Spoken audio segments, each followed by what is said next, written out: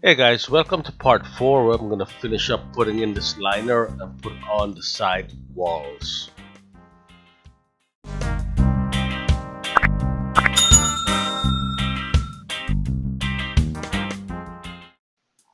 Hey guys, welcome back to my channel where I'm working on this patio koi pond. This is part 4 and you can see where I left off. I was having trouble with folding the liner to have vertical lines on the 4 corners. So finally got my brother to come over and give me a hand with folding this liner, and as you can see, we're unfolding it back from where I had it. So we're folding it neat to the center of the long side of the pond. So it's folded down to the center, lopping over equally on both sides, and trying to get everything straight and tucked in the bottom.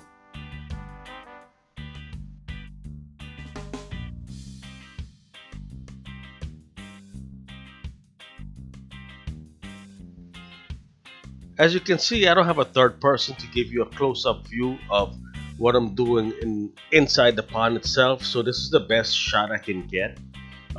So as we're unfolding it, we're trying to get this liner straight and making a mark on the liner. This liner needs to be cut at a certain point. So we need to cut it. I have the back side of it stapled, and now I'm snipping the end of the liner.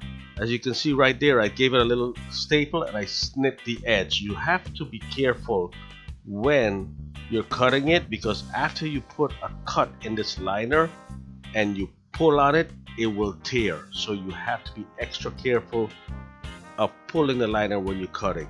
And this is the worst part, is cutting, because you don't want to make a mistake, because you cannot undo what you've done since you've cut the liner.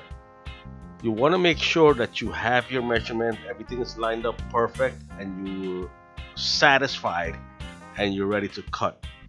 So what I'm doing right now here is, one side it's stapled down, the long side, and I staple down the opposite long side.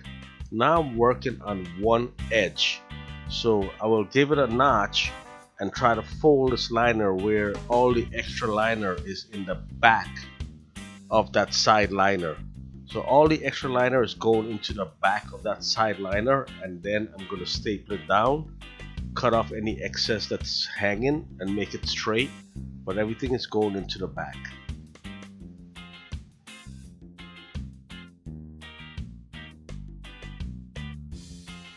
Now once I'm done with this one side, I'm going to move over to this opposite side and get that start cutting that liner, stapling it down and getting it fold properly. It does take some work, and it is a two-man job. You need one person inside to keep it tucked in the corners, and the other person to start stapling once it's tucked and stretched, because one person is not going to handle it. You'll have like a liner with a lot of folds and crease, and I'm avoiding a lot of folds and crease in my liner. Now that I've got my liner in place, I'm going to go ahead and do my final staple down and start putting in my side walls.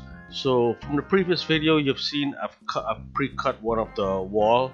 So I'm trying to get my measurement and get that walls screwed in to the side of the tank. Now since this back wall is hidden, it's going to be against the wall. It doesn't matter, because the inside of this tank is exactly 8 feet, the length of the sheet of plywood. So I was able to get it exactly on the edge, and I'm going to paint everything over. So this one doesn't matter, because against the wall it's not going to be seen. When it comes to the opposite side, the outside long wall, I'm going to have to join it. So let me get this piece cut for this outside long wall, and I'm gonna have to figure out where I'm gonna join it and make sure I join it on a stud.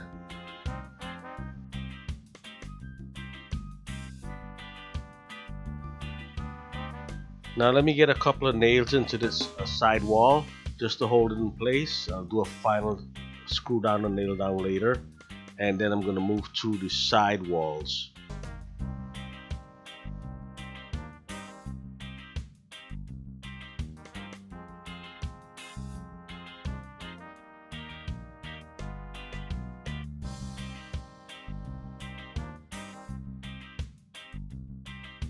Now, because this short wall have a double thick liner, I'm giving it extra staples on there because once I start filling with water, I don't want it to start pulling. So I gave it a few extra staples, and now I'm gonna cut the length of these short walls. You don't want to pre-cut your plywood because your measurement goes off based on thickness of the plywood, thickness of the 4x4, thickness of the 2x4. It changes a few millimeters here and there because of shrinkage.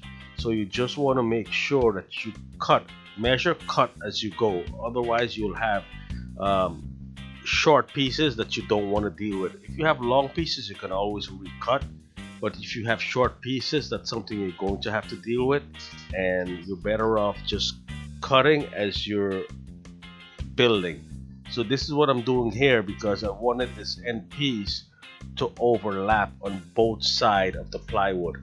So I'm cutting as I'm building.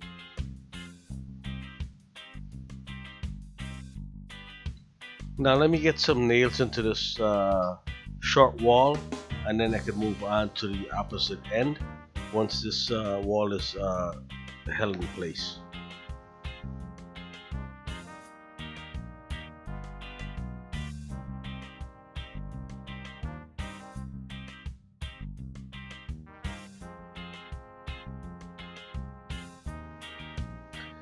Now that I'm almost done getting this one side of the wall nail in place, I'm gonna go ahead and get the other wall measured out. Once I get that measure, I'm gonna get that cut out and get a solid straight wall on that opposite end.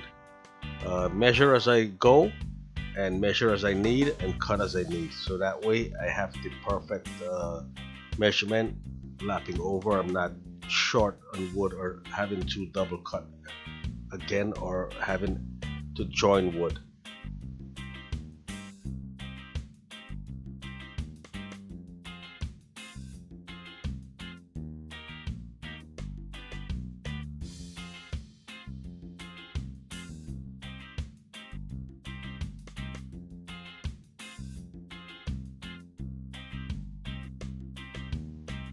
Now that I've got this other wall cut out, what I'm gonna do is on this long wall I just put a temporary piece of wood there just to cover it up because there's critters such as toads and snakes and stuff. I don't want nothing to crawl into that side wall and start living.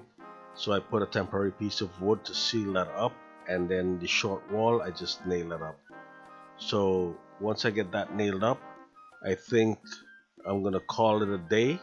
I'm gonna put this tank in to the position that it needs to be because once it's filled, it's gonna be heavy. So I'm calling it a day.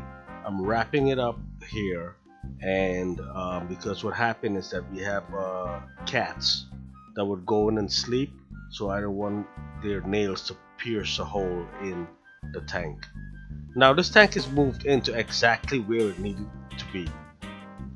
Everything is done. As you can see right now, I'm showing you the fold. This is the fold I was getting at, and I'm gonna pull out a flashlight so you can get a better look. Sorry about the lighting, it's kind of dark, but I was doing it after work. But this is what it looks like, and the folding itself I was trying to get at.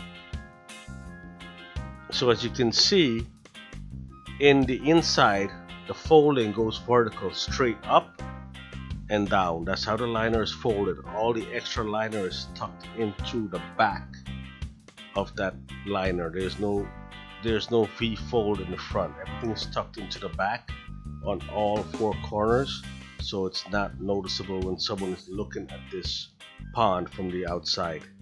Once it's filled, those wrinkles will disappear and the water will shadow anything else. So that's the fold I was trying to get, that I mentioned from part 3 and I'm mentioned now. So this is where I'm at. Now let me get this camera mounted. I'm going to try to level this tank, make sure it's level before I start filling it. I'm dropping a level on all four corners to make sure that this tank is level because it's not going to move from here. This tank is heavy. It takes about 4 person to move it into the position it's in. So once you get in that position, that's it. Make sure it's level, do all your leveling, and now I'm going to get ready to fill it with water.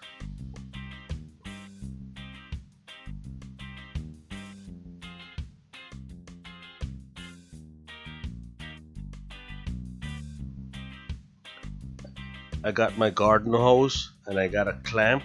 I'm going to clamp that in and turn on that water to slowly fill this tank up. I can fill it now, and I want to get that water treated to start taking on some fishes. So I'm gonna fill it now instead of waiting. The liner, they say the liner have chemicals, so really you should fill it and then dump it and then refill it for use. In my case, I didn't dump it. I fill it and just let it be. I ran it with my pump for a few days and then just let it be because I never dumped it and redid the filling. So let's go into part 5 and finish up this pond. And as always, like, share, and subscribe. Thanks for watching, and catch you on the next part.